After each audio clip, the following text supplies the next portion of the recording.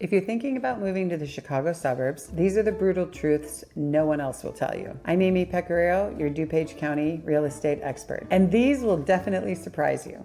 For the purposes of this video, we're talking about the western suburbs, such as Wheaton, Glen Ellen, Lombard, and Elmhurst. So the western suburbs, or the four that I'm talking about, are around 15 miles west of the city, which takes, with the traffic that we have today, about 45 minutes to an hour. Why would somebody want to move to the suburbs from the city? The suburbs have more green space. The city, everything is just more congested and more busy and more populated, where in the suburbs, everything is more spread out and open and airy. It's just an overall different lifestyle than the city. So when people settle down, get ready to start raising a family or starting a family, a lot of times they'll call it because they want to move out to the suburbs to raise their kids. So we're going to talk about four suburbs in particular. We're going to talk about Wheaton, Glen Ellen, Lombard, and Elmhurst, all of which are very similar, but yet very different. So the similarities, they all have good schools. They all have nice parks. They all have charming, cute downtowns. Another thing to mention is all of these towns are on the same train line. It's very easy to get to the city from any one of these suburbs. So to start out, Lombard's downtown, probably the smallest downtown, but very quaint, and Lombard's got a lot of parks, the most park district land. Glen Ellen, a little bit bigger downtown, quite a few parks within the town, family friendly as well. Wheaton has a very nice